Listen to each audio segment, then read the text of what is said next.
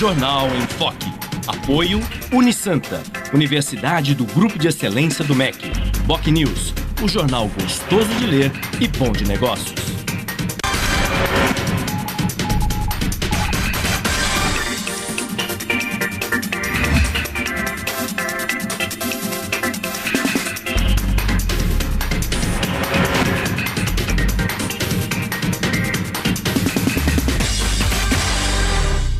Olá, bom dia. Começa agora pela Santa Cecília TV ao vivo, uma nova edição do Jornal em Foque. E nesta quarta-feira, dia 12 de março, nós estamos recebendo com muito prazer o secretário municipal de Meio Ambiente, o advogado Luciano Cassione, do DEM, Democratas, e a colega jornalista, repórter do semanário BocNews, Nara Assunção. Vamos conhecer agora as manchetes de hoje com a colega jornalista Paula Paparelli. Bom dia, Paula. Bom dia, Chico. Bom dia a todos.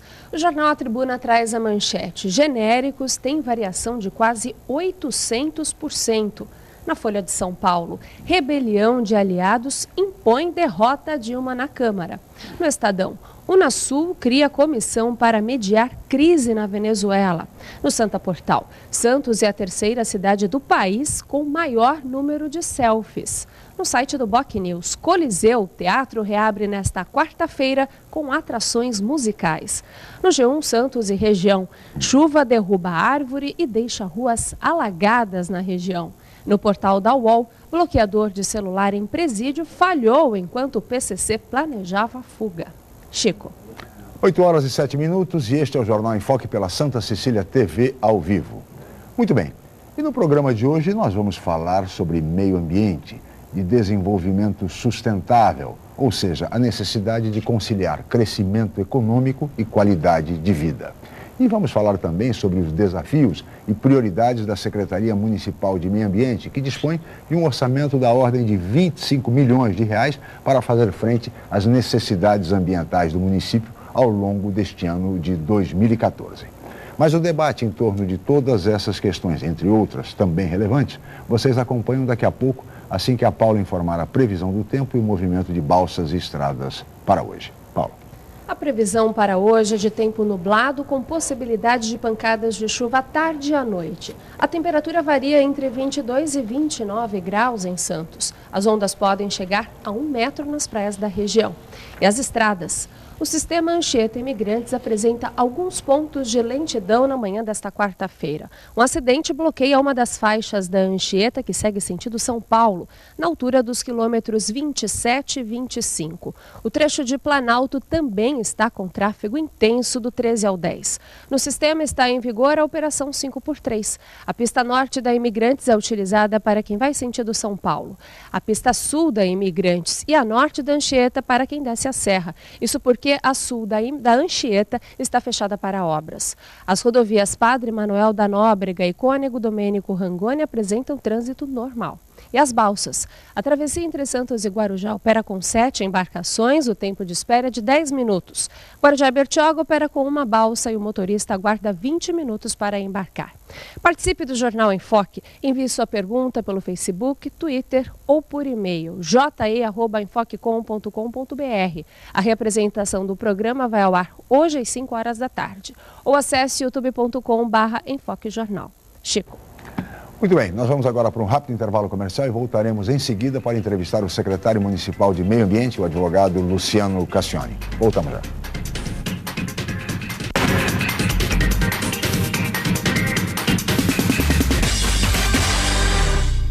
Academia Unisanta. Bem-estar, saúde e qualidade de vida. Mais de 80 aparelhos de última geração. Profissionais qualificados para orientar as atividades de modo personalizado. Ambiente agradável com muito conforto para todas as idades. Musculação é na Unisanta. Academia Unisanta. Dê uma força para a sua saúde. Informações 3202-7126. O Jornal BocNews está mais perto de você. O semanário que tem na credibilidade a sua marca registrada está disponível em todas as bancas da Baixada Santista. É isso mesmo. Nas 9 cidades da região, você encontra opinião com credibilidade e informação de qualidade sempre aos finais de semana. E o melhor, pelo valor de apenas uma moeda. Peça o BocNews ao seu jornaleiro. Jornal BocNews, gostoso de ler e bom de negócios.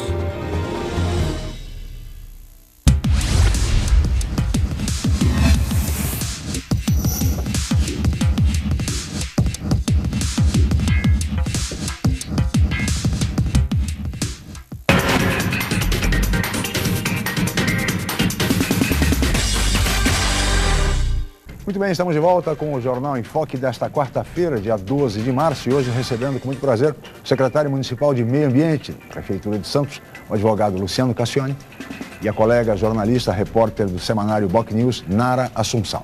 E vamos ver agora o VT, a reportagem do programa de hoje. Paula. Para manter a conservação de equipamentos públicos, a Prefeitura de Santos gasta por ano aproximadamente R$1 milhão. Tudo por causa dos atos de vandalismo. A reportagem é de Beatriz Lopes. Vicente de Carvalho foi um deputado, advogado e jornalista que nasceu em Santos. Ele foi um dos responsáveis pela existência do Jardim da Orla da Praia, porque escreveu uma carta ao presidente Epitácio Pessoa, em 1921, pedindo o fim das apropriações na área. Em homenagem a ele, na altura do Canal 3, existe uma escultura que hoje está deteriorada. Ela foi pichada e as pastilhas da mureta que ficam em volta precisaram ser trocadas. Só para recuperar o entorno deste monumento, a Prefeitura gastou cerca de R$20 mil. Muitas vezes nós somos obrigados a contratar serviços de terceiros para a reposição de peças, né? Que nem sempre se consegue repor em bronze, você trabalha com resinas, com outros materiais, porque algumas estátuas e monumentos da cidade sofrem uma ação permanente do vandalismo sobre eles, né? Praça José Bonifácio, no centro. Aqui, um monumento marca a luta dos heróis constitucionalistas de 32. E este é mais um exemplo de prejuízo ao patrimônio público. São várias pichações. E uma estátua feita em bronze de cerca de 1,90 m de altura, de um herói ferido na guerra, foi roubada. Ao todo, Santos tem 116 monumentos por vários locais. Só na Orla são 38 esculturas. No ano passado, a Prefeitura gastou cerca de R$850 mil para a recuperação e conserto de equipamentos públicos danificados. Antigamente a gente aprendia muita coisa, como conservar as coisas, que as coisas eram todas nossas. Agora tem uma mentalidade que as coisas são do governo que não são nossas. E cada um procura estragar quanto mais melhor, não pensa no amanhã, não pensa no que é para usufruir de todo mundo, não só hoje, né? Isso é patrimônio público, né? Vandalismo é crime e as pessoas que fazem isso têm que ser punidas. Do meu ponto de vista, têm que ser punidas. Moradores que flagrarem atos de vandalismo podem denunciar para a Prefeitura ou para a Guarda Municipal. O responsável pela ação pode até ser preso. As câmeras, elas de uma certa forma já inibem algumas ações. A Guarda Municipal tem atuado com frequência, mas caso uma pessoa for pega em flagrante, ela será presa, e aí nós estamos pensando em sanções junto à Justiça, ao Ministério Público, para que a gente crie uma campanha de preservação, de proteção, que possa inibir as pessoas desse gesto. Muito bem, esta reportagem é preciso punir, é preciso fiscalizar, multar, mas sobretudo é preciso conscientizar. Não é possível que a Prefeitura de Santos gaste quase R$1 milhão por ano para recuperar monumentos por conta de vandalismo. E não é apenas o setor de cultura, outras áreas do município também são afetadas. Por exemplo, a questão dos canais, o que as pessoas despejam de imóveis, de eletrodomésticos, de sofás, enfim, de todo tipo de lixo, de entulho nos canais, é um absurdo. Isso também é vandalismo, isso também provoca gastos. E eu imagino, secretário, que na sua área esse deve ser um dos graves problemas e mais sérios problemas da sua pasta. Bom dia, obrigado pela presença. Bom dia, Chico, obrigado. Bom dia, Nara. Bom, é um problema sério, é um problema grave, que é uma questão de educação e de cultura, né? Basicamente, a gente tem leis que, em tese, poderiam coibir esse tipo de ação, mas essa falta completa de educação e cultura por parte de algumas pessoas gera esses atos de vandalismo, gera essa condição de a pessoa passear com o cachorro, deixar fazer as necessidades e não limpar, e isso vai para o canal. A pessoa fez uma obra, pega aquele entulho, bota no porta-mala do carro, acha qualquer beco, qualquer canto que não tenha nenhuma pessoa passando e descarta irregularmente porque não quer gastar dinheiro com uma caçamba, não quer gastar dinheiro com destinação correta desse resíduo. Enfim, é mais fácil largar, né, no meio da rua, é mais fácil deixar o cachorro fazer as coisas e não limpar, é mais fácil ou agrada de alguma maneira pegar um monumento como esse e pichar e deteriorar para deixar sua marca. Por exemplo, um pichador vai lá, olha, eu pichei o Vicente de Carvalho. não sei o que ele ganha com isso. O que, infelizmente, quem perdemos somos nós. Que, além de perder do ponto de vista estético, de ter um equipamento nosso pichado, deteriorado, ainda tem que onerar os cofres municipais com gastos na ordem de 1 milhão, né? Para recuperar o que foi deteriorado. Claro, todo equipamento merece e necessita uma manutenção. Agora, manutenção periódica é uma coisa. Agora, recuperar o que é destruído é outra. E principalmente que em alguns casos não dá nem para recuperar. Existe esse caso que roubaram a estátua, não tem como recuperar, fazer outra. Imagina. O Escolástica Rosa cortaram a cabeça há uns 3, 4 anos atrás. Imagina, cortaram a cabeça do monumento. E teve que ser refeito, mas a refazer não é mais o mesmo monumento. Evidente. Enfim, então a gente perde, tem essas perdas. O valor do monumento, né?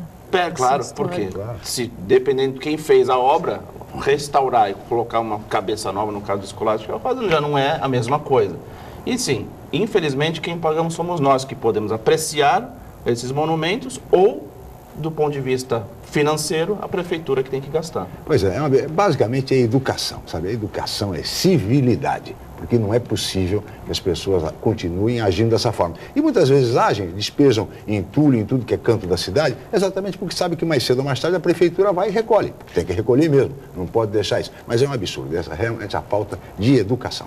Nara, bom dia, obrigado pela presença. Bom dia, Chico, obrigada eu. Bom dia, secretário, bom dia a todos. Inclusive, existe um balanço na área de meio ambiente de quanto que isso prejudica do descarte regular de lixo? Você até falou que as pessoas têm preguiça às vezes, né? Paga R$10 para o carrinheiro levar o entulho e não faz o que existe na prefeitura, que são a questão do... É só você ligar e pedir um catatreco. Existe um balanço na área de meio ambiente de quanto isso... vira um problema para vocês? Na verdade, como o que acaba sobrando, vamos dizer assim, que não foi dado o descarte adequado, a prefeitura faz, a gente dá o encaminhamento correto, dependendo do tipo de material. Agora, o que a gente acaba tendo como uma forma de medir esse problema são a própria fiscalização. Quer dizer, o que a gente fiscaliza, o que a gente identifica, os proprietários dos imóveis, no caso, se descartam irregularmente resíduo de construção, são intimados, se não resolve o problema, são multados, mas mesmo assim a resistência. Recentemente teve um problema no bairro do Campo Grande, a pessoa tinha um lava rápido, estava fazendo uma obra, deixou lá o material, o que aconteceu? Não deu o descarte adequado, ficou ali 1, 2 dias, outras pessoas que passavam e viram que ali tinha, vamos dizer, um ponto de descarte, aproveitaram a situação e começaram a despejar os seus materiais de resíduo de construção e tudo mais, naquele local, sofás, qualquer coisa. Transformou num lixão, de repente. Transformou num lixão, quer dizer, por causa de as pessoas viram, ficou o primeiro dia, segundo dia, começaram a outra jogar. Mas de que forma que a gente atuou? A gente, quando detectou o problema do Lava Rápido, a gente já intimou e pediu para resolver num prazo de 48 horas. Não foi resolvido, ele foi multado. Só que o problema é que nessas 48 horas que ele tinha o prazo para retirar, outras pessoas já colocaram material. Nessa altura, todos os carrinheiros começaram a usar isso e transformaram, evidentemente, num lixão. Esse é, de fato, um problema sério na cidade e que precisa ser enfrentado realmente, não apenas com multa, punição, mas também, sobretudo, com conscientização da população. Secretário, desenvolvimento sustentável é o objetivo de toda a administração, de toda a gestão, de todos nós, afinal. Quer dizer, conciliar crescimento econômico e qualidade de vida, né? Nós temos alguns exemplos aqui em Santos. Talvez o mais recente seja esse do terminal de grãos, na Ponta da Praia. Crescimento econômico de um lado, com o terminal, mas, no entanto, não temos qualidade de vida e os moradores da Ponta da Praia e dos arredores sofrem com problemas sérios provocados pelo terminal, poluição, até mesmo um problema de saúde pública. De que maneira isto pode ser equacionado, secretário? Bom, esse exemplo que você deu, Chico, acho que é importante a gente colocar, porque mostra, inclusive, a própria intenção do prefeito Paulo Alexandre em resolver a situação e imaginar que, claro, é importante o crescimento econômico da cidade, mas tem certas situações que não dá para permitir só o crescimento econômico sem a devida qualidade de vida, a preservação do meio ambiente e, principalmente, nesse caso da Ponta da Praia, é a saúde dos moradores, né? O prefeito entendeu que isso é um problema e mudou a legislação municipal de zoneamento, de uso e ocupação do solo, porque naquela área não possa mais esse tipo de atividade. Infelizmente, o governo federal, entendendo que essa lei poderia, de alguma maneira, ferir essa atividade econômica, que quem controla é o governo federal, por causa do Porto de Santos, entrou com uma ação no STF para tentar derrubar a lei municipal. A prefeitura está agindo para tentar reverter essa situação. Por quê? A gente entende que quem é responsável pelo zoneamento, pela lei de uso e ocupação do solo, é o próprio município, e quem tem que entender o que é melhor para a cidade do ponto de vista até da influência da atividade econômica sobre a vida das pessoas é a prefeitura, é o município. Então não tem como o governo federal lá de Brasília dizer não, aí vai continuar porque a gente precisa dessa atividade, porque ninguém está querendo restringir a atividade econômica de passagem, só não quer que seja ali. O Porto de Santos tem outros locais que esse tipo de atividade com grãos pode ser desenvolvida e seja compatível, né, com a proteção do meio ambiente e principalmente da qualidade das vidas das pessoas que estão ali. Porque eu ouvi de alguns empresários da Ponta da Praia dizendo, mas os prédios novos que vieram depois, a gente já tinha nossa atividade. Mas não importa se veio um prédio ou 100 prédios depois, mas eu tenho certeza que ali já existia outras casas, outros prédios, outras pessoas morando. Quem não conhece Santos é que pode dizer a coisa dessa. Então, se tivesse uma pessoa... Exatamente. E se fosse uma pessoa que já estivesse morando ali, a gente tem que se preocupar com a vida dessa uma pessoa. Evidente. Não existe, de repente, uma questão até de modernização desses terminais, né? O governo exige, quer derrubar uma lei municipal, mas também em nenhum momento se falou em modernização desses terminais, até, por exemplo, se mudar de lugar, eles precisam ser modernizados até pela capacidade que eles têm hoje, né? Não, mas o problema que a gente enfrenta em relação a eles é a questão do licenciamento. Esse tipo de atividade, quando já da operação deles, não era incluído no rol de atividades potencialmente poluidoras da legislação para ter licenciamento ambiental.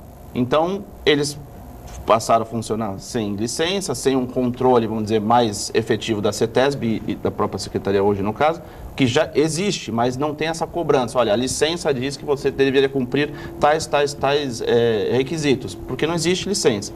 O que acontece? Agora, com a criação de uma nova área que seja para que outros terminais ou esses terminais sejam transferidos, agora sim você pode exigir o licenciamento devido. Nesse caso é que a gente tem a dificuldade. De qualquer maneira, a gente tem cobrado. E em reuniões com essas empresas, eu coloquei, vocês estão fazendo investimento? Estamos. Aí falaram uma série de equipamentos que eles querem instalar. Falei, mas esses equipamentos é por quê? É por causa do meio ambiente ou porque isso melhora a produção de vocês? Aí eles falaram, 90% é por causa do meio ambiente. Eu falei, olha, então por que não fizeram antes? Claro. Porque se vocês identificam que se não tem problema ambiental, não precisa investir em equipamentos de 90% para a questão do meio ambiente. Já havia o problema. Exatamente. Então foi identificado o problema, então resolvendo só agora. Mas a tecnologia tem, por exemplo, filtros, existem diversos tipos, quer dizer, que poderiam resolver isso já há muito tempo. Agora, secretário, e a questão da área continental? Ou seja, a transferência desses terminais, se tudo correr bem, porque também, frise-se, o governo obteve uma liminar, mediante um mandado de segurança, junto ao Supremo Tribunal Federal, e o ministro Ricardo Lewandowski deu ganho de causa ao governo federal, a ANTAC. Exatamente por isso que a legislação municipal não vigora, apesar da soberania municipal, que também é garantida constitucionalmente, a respeito da legislação sobre o território, o que não está sendo considerado, pelo menos por enquanto, pelo Supremo. Mas, de qualquer forma, a Prefeitura busca alternativas e uma delas seria a área continental para uma eventual transferência desses terminais, secretário? Sim, na área continental, porque na própria lei de zoneamento e uso e ocupação existe ainda, já existe prevista a área de zona de expansão portuária e zona portuária no lado da área continental, que pode ser objeto de instalação de novos terminais. Sim. Quer dizer, a própria legislação municipal já prevê isso, totalmente compatível com a questão ambiental, não interferindo na grande parte da área continental, que é a área de proteção, né, que, inclusive com a possibilidade de a gente criar parques municipais do Jurubatuba e do Quilombo. Então existe uma área muito grande de proteção e não é incompatível com que essas atividades sejam desenvolvidas ali, com o fator positivo de como não tem um número expressivo de moradores, não haveria uma interferência direta em relação à saúde humana, que é o mais importante. Mas já existe um estudo de impacto se esses terminais forem realmente para esses locais?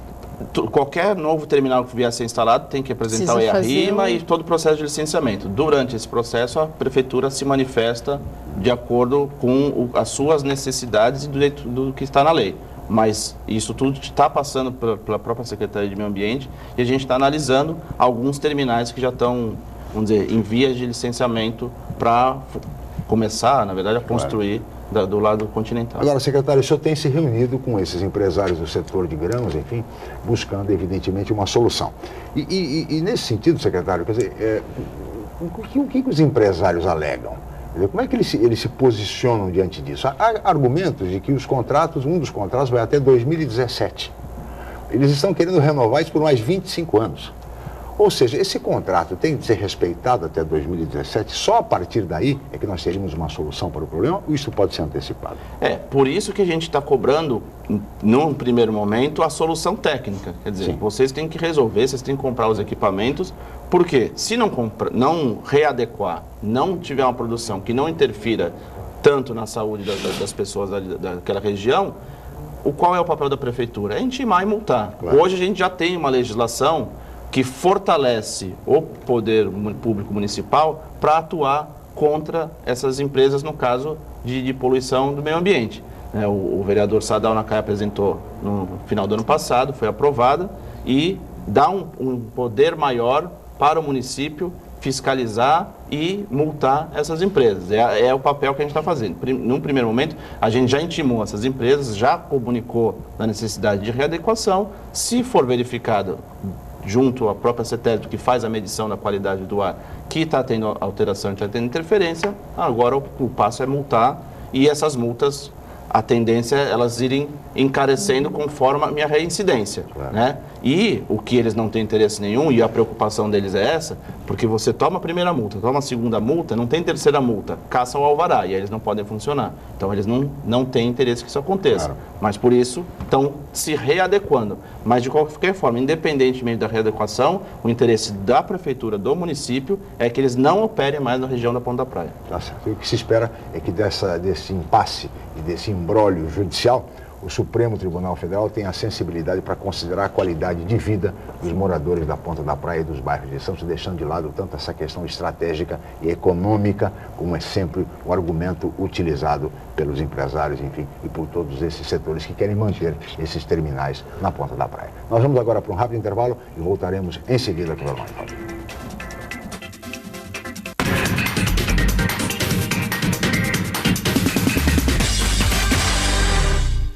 Hoje, o mercado de trabalho exige cada vez mais qualificação. Faça pós-graduação na Universidade Santa Cecília. Especialização, MBA e extensão em diversas áreas. Cursos inéditos, presenciais e à distância, reconhecidos pelo MEC e com professores altamente capacitados. Aproveite descontos especiais e financiamento em até 36 meses. Pós-graduação Universidade Santa Cecília, levando você ao sucesso profissional. Você procura informação com credibilidade? Aos finais de semana você fica bem informado ao ler o jornal POC News, semanário distribuído em residências, estabelecimentos e shoppings de Santos. E nas bancas de todo o litoral, pelo valor de apenas uma moeda. Além disso, durante a semana, você pode acompanhar as principais notícias da região no site bocnews.com e nas redes sociais, como o Facebook. Agora você fica sempre bem informado. Jornal POC News, gostoso de ler e bom de negócios. Hoje, o mercado de trabalho exige cada vez mais qualificação. Faça pós-graduação na Universidade Santa Cecília. Especialização, MBA e extensão em diversas áreas. Cursos inéditos, presenciais e à distância, reconhecidos pelo MEC e com professores altamente capacitados. Aproveite descontos especiais e financiamento em até 36 meses. Pós-graduação Universidade Santa Cecília, levando você ao sucesso profissional.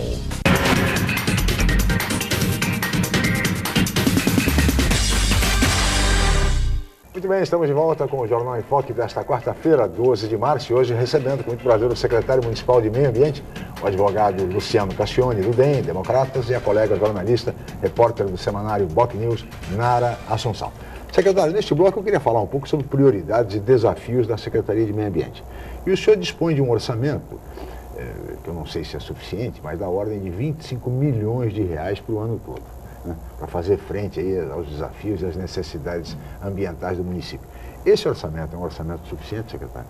Bom, se eu falar que é suficiente, eu vou estar mentindo, porque acho que ninguém nunca... a questão não é ser suficiente, é do que a gente pode fazer e sempre a vontade de poder fazer mais. Então, claro, sempre que tiver mais, a gente tem a tendência a realizar mais. Mas com o planejamento que a gente estabeleceu na Secretaria desde o ano passado, que, claro, no ano passado a gente teve mais dificuldade porque já é um orçamento pré-aprovado na gestão anterior, então a gente ainda não tem muita familiaridade. Para esse ano já é o seu orçamento, o nosso planejamento. E a tendência desse ano, que a gente já está trabalhando nisso, é algumas mudanças e o que vai favorecer, do ponto de vista financeiro, a nossa atuação. Porque, num primeiro momento, até o final do ano, a gente estaria com todo esse orçamento já comprometido. Seja com folha de pagamento, seja com os investimentos e com os programas que a gente já executa. O custeio mesmo da marca. Exatamente. Só que a gente está reformulando algumas coisas que vai trazer uma economia, num primeiro momento, deste orçamento e vamos poder, então, reinvestir o valor, que não digo que vai sobrar, mas que vai poder, que a gente possa fazer outras ações dentro da Secretaria. Então, o que a gente está mudando, o que é prioridade? Ponto fundamental, ou pontos fundamentais que a gente tem, que até no dia a dia a gente encontra em relação à Secretaria, é a questão da coleta seletiva, o lixo reciclável, e a questão da arborização. Na questão da coleta seletiva, hoje a Prefeitura, hoje não, já há um tempo, tem um contrato com a Prodesan, que faz o serviço de coleta, separação, triagem, a destinação e venda do material reciclável. Então a gente tem um contrato para isso, que tem um valor que onera aí o nosso orçamento de uma maneira significativa.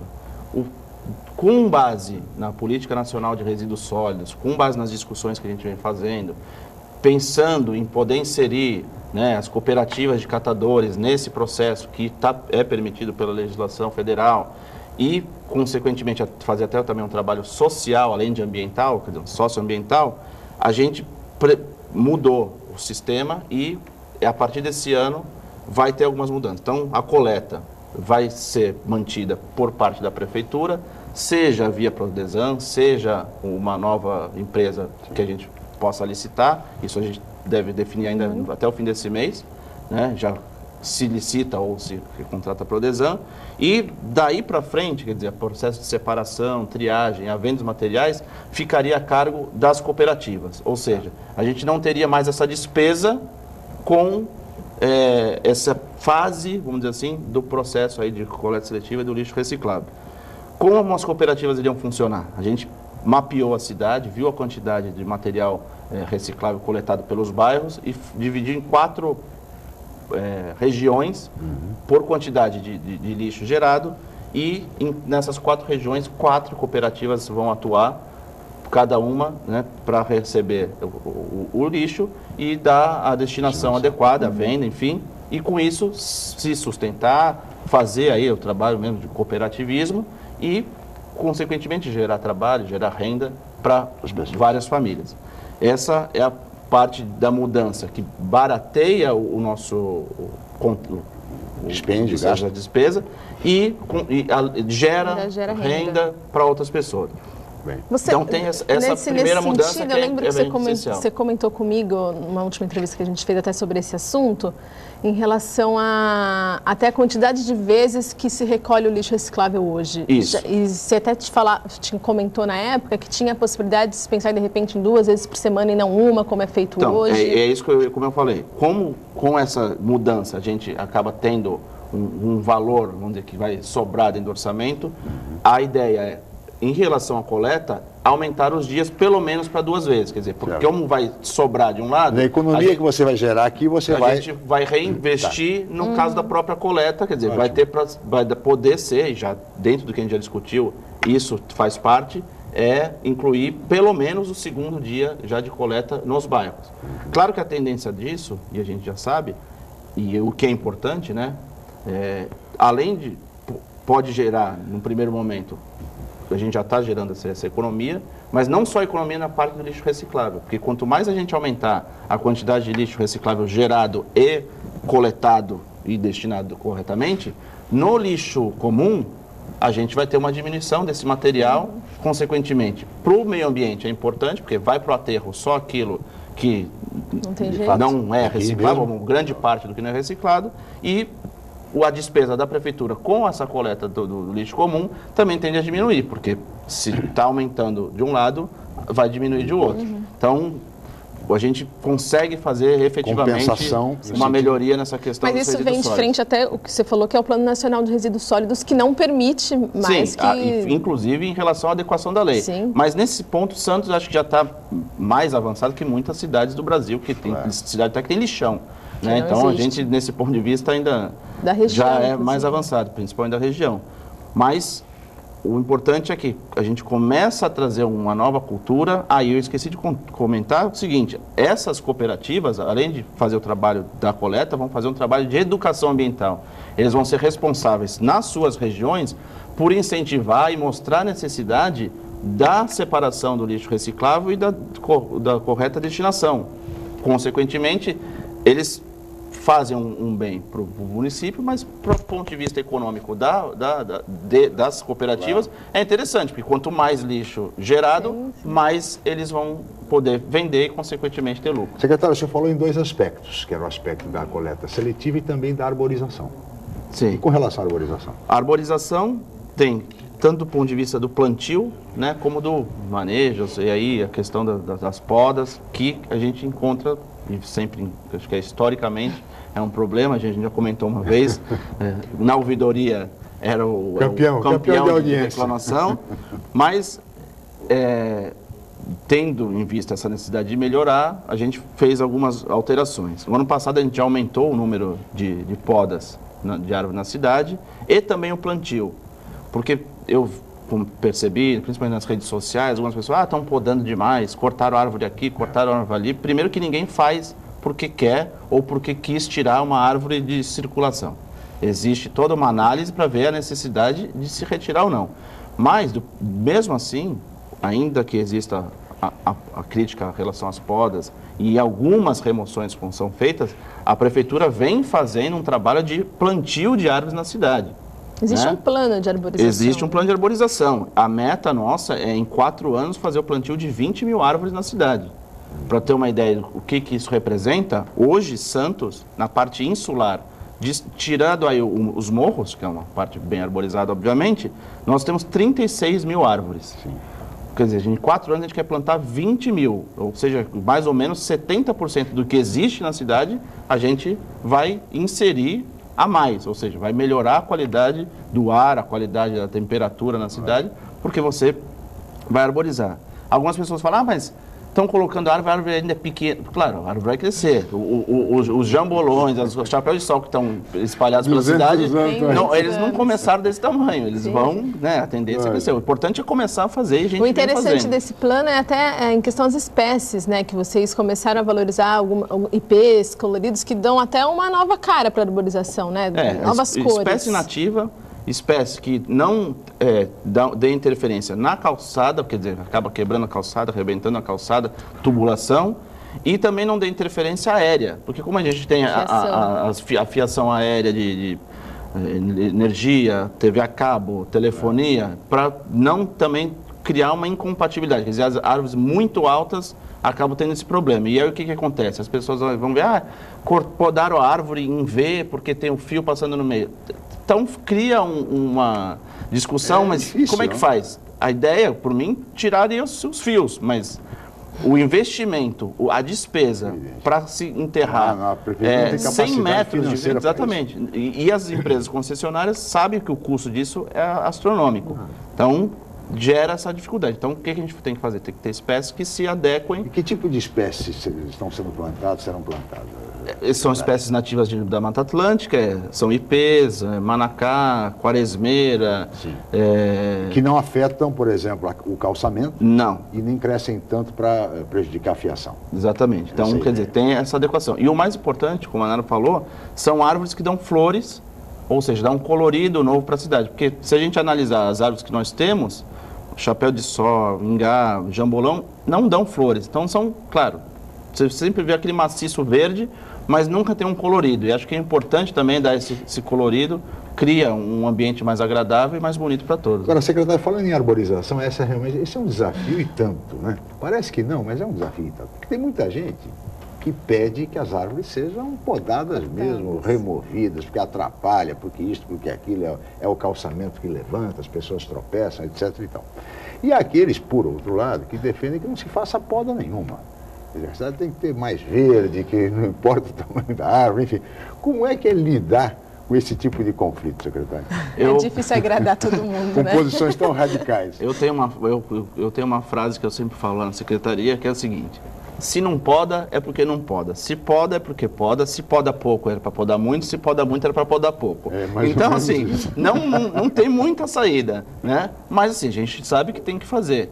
Infelizmente, num primeiro momento, algumas podas que foram feitas, não é que foram drásticas, mas, vamos dizer, foi uma poda mais intensa em algumas áreas. Por quê? Porque a quantidade de tempo que elas estavam sem ser podadas deu essa necessidade. Exigia esse tipo de coisa. Exatamente. E o nosso contrato, que a gente já vai alterar esse ano de novo, para poder garantir o 100% da cidade podado, quer dizer, hoje a gente já entrou com o processo no departamento de estação para um contrato que vai fazer a poda de todas as árvores, das 36 mil que a gente tem.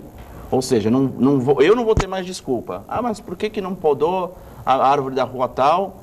Não, o contrato vai prever todas, então a gente vai ter que fazer todas. Claro que todas... Recursos para isso. E recursos para isso vai ter.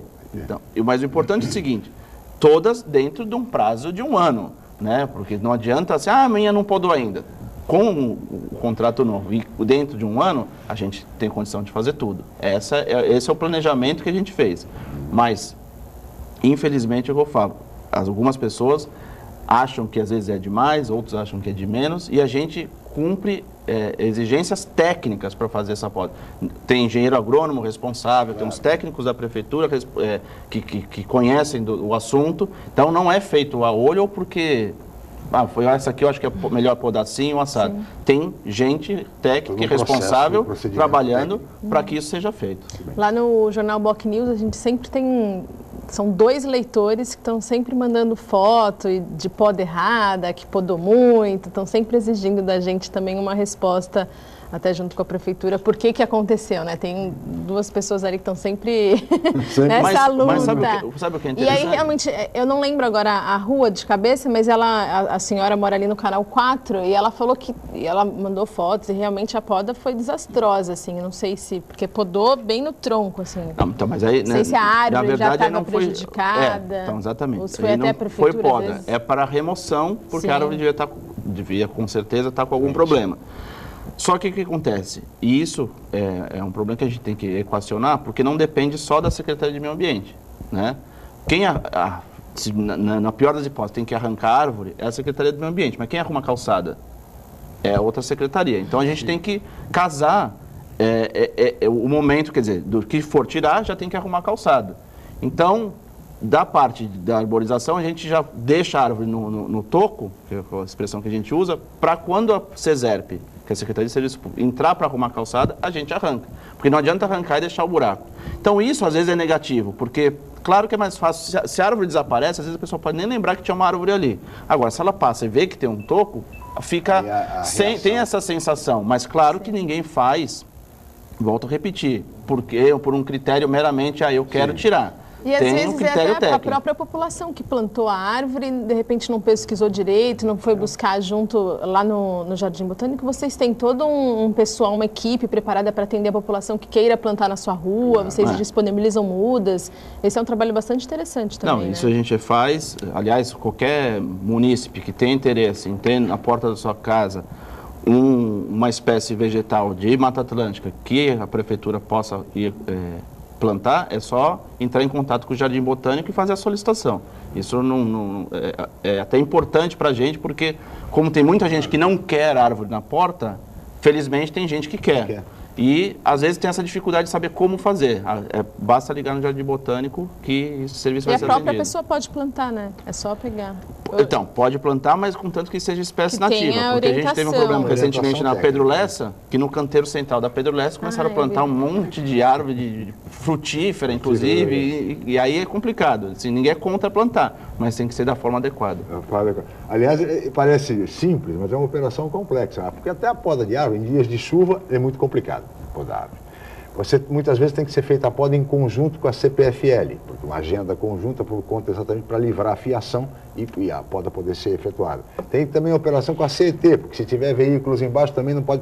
Ou seja, não é tão simples assim e a população tem que ter calma, porque o serviço vai ser feito, demora às vezes um pouco, mas isso é normal. Secretário, eu peço a licença, Nara, nós vamos para mais um rápido intervalo, voltaremos em seguida para o Jornal em Foque.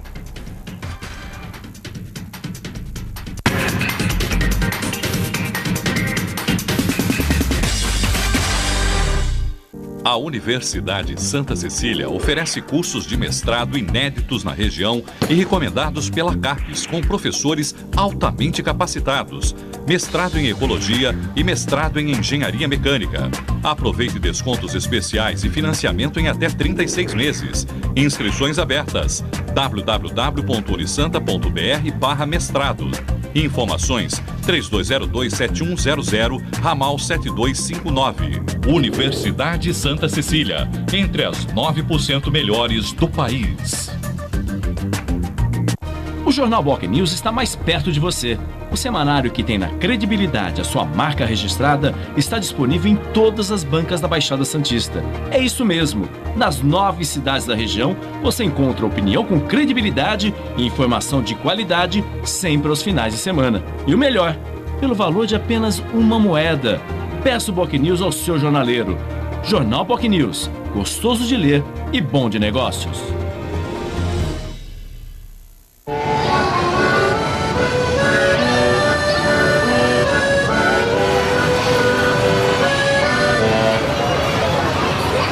Empresas aéreas, operadoras de aeroportos e o Comando da Aeronáutica acabam de realizar um acordo histórico com o Ministério da Saúde, que permite o transporte aéreo gratuito de órgãos, tecidos e equipes. Uma iniciativa que vai agilizar os transplantes em todo o Brasil e transformar vidas. É a grande doação do setor aéreo brasileiro.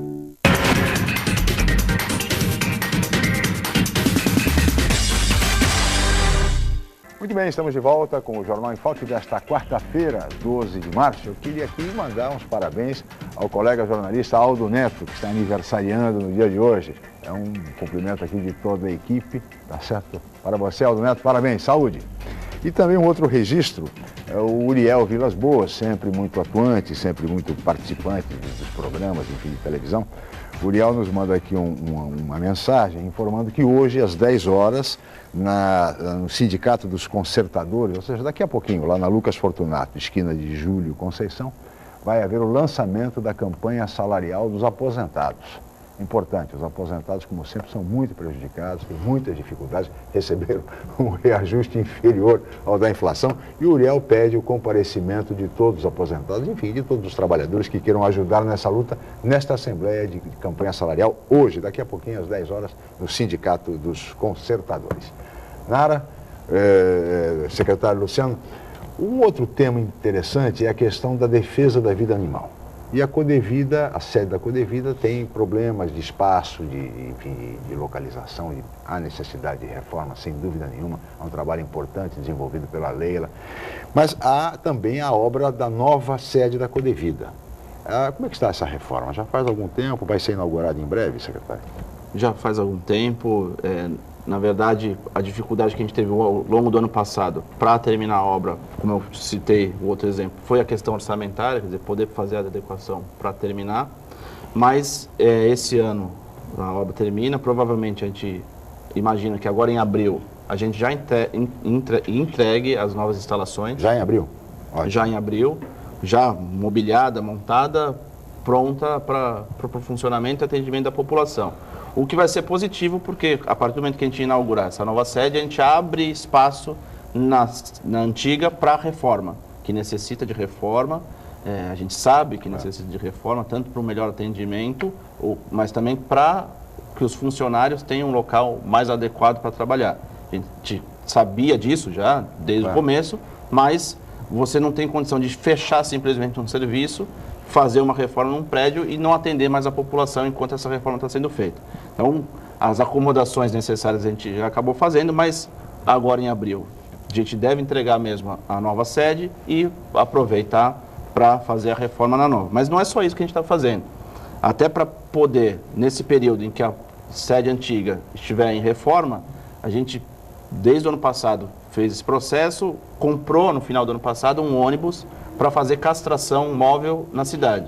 É um ônibus que já vem equipado para esse tipo de atendimento. Quer dizer, não é um ônibus que a gente vai adaptar. Ele já vem todo adaptado e vai servir aí, principalmente a população carente, que às vezes não tem como acessar a Codevida. A gente vai fazer esse atendimento itinerante com o castramóvel. Quer dizer, é um outro equipamento novo que vai ser oferecido à população para atender aí essas necessidades do pessoal que tem o seu animal, tem o seu cão, tem o seu gato e precisa, eventualmente, da castração e não tem como acessar a Codevida. A gente vai fazer esse trabalho itinerante, é um veículo que já foi comprado.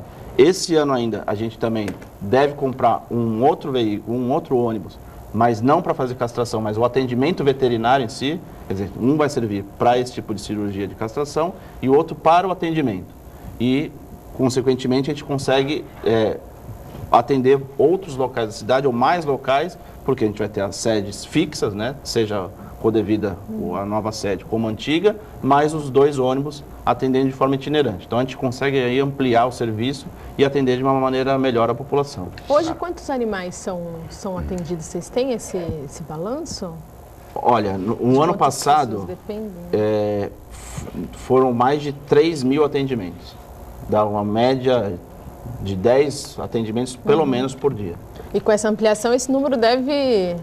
Com certeza, porque você primeiro vai ampliar o serviço. Então, que já existe. Já existe. Então, facilita o acesso. A partir do momento que você facilita o acesso e oferece um serviço que é gratuito, né? Porque isso é importante deixar claro, que qualquer pessoa pode ser atendida por esse serviço, você vai necessariamente ampliar a demanda e, claro, o que vai gerar uma necessidade também é de aumentar o nosso número de veterinários, mas não que isso inviabilize o serviço. Já está tudo dentro de um planejamento para que tenha veterinários no castramóvel, no outro ônibus que a gente ainda vai comprar e nas 2 sedes da Codevida. Vai ter algum concurso público, então? Já vai puxar do concurso que já existe.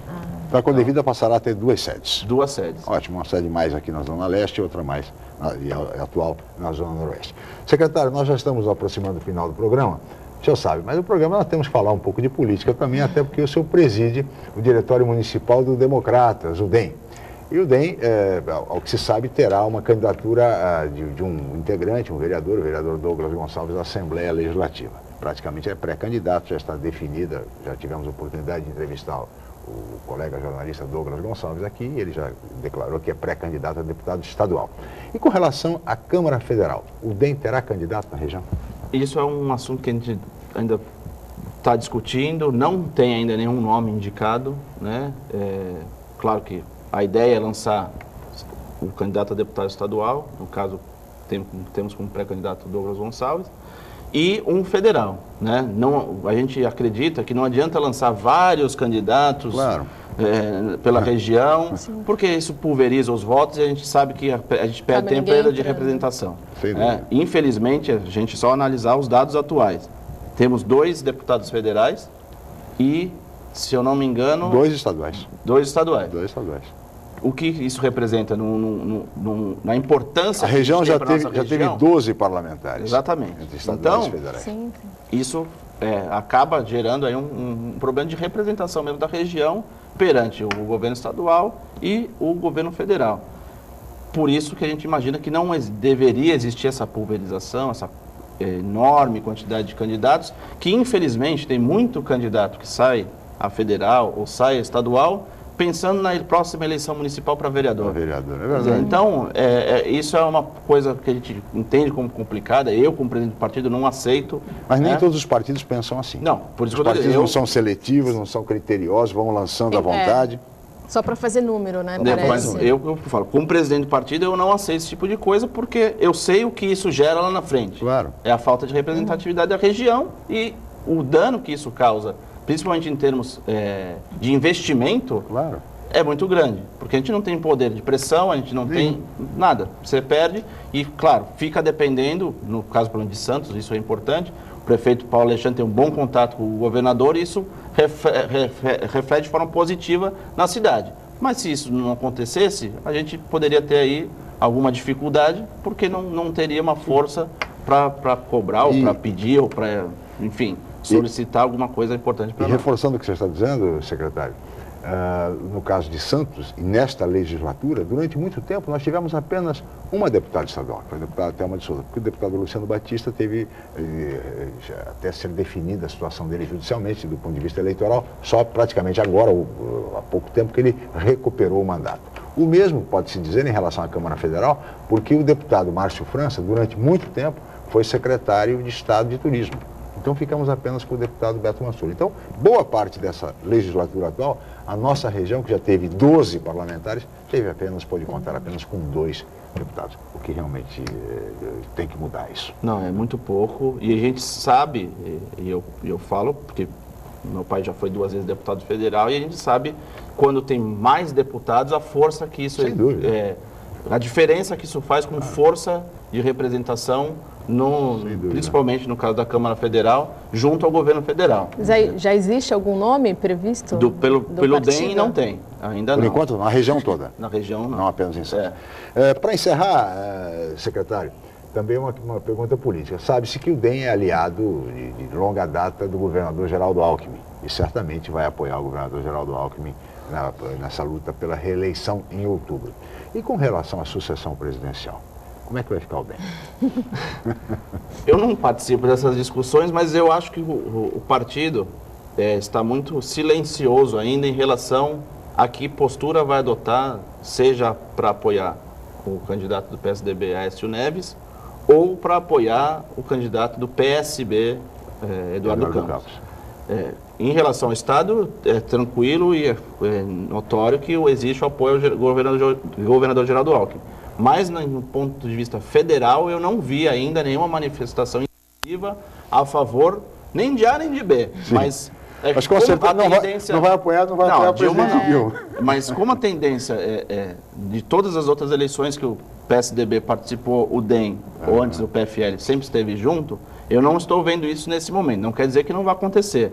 Mas eu não estou tendo a mesma sensação de outras eleições, de que no primeiro momento que se anunciou o candidato do PSDB, o DEM ou o PFL não houve uma adesão imediata, né? Aderiu imediatamente. Eu estou vendo que estão esperando posições de pesquisa e o que pode mudar ainda aí pela frente para ver que postura vai adotar.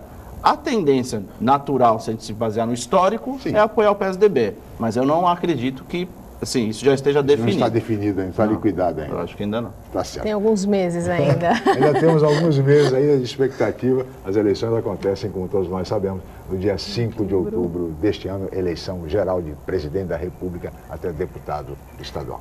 Secretário, teríamos muito mais a conversar, mas o senhor sabe, somos limitados pelo tempo e eu queria agradecer muito a sua presença. Muito obrigado. Eu que agradeço. Obrigado. Obrigado, Nara. Nara, mais uma vez, obrigado pela presença. Obrigado, Chico. Obrigado, secretário. Obrigado a todos. Um bom dia. Luciano Cassione, secretário municipal de Meio Ambiente, e Nara Assunção, colega jornalista, repórter do semanário Boc News. Agradeço a ambos, a Paula Paparelli, a toda a equipe, e especialmente a você, telespectador, pela atenção, pela audiência, pelo carinho. Amanhã nós estaremos de volta em mais uma edição do Jornal em Foque a partir de 8h05. Mais uma vez, muito obrigado e até amanhã.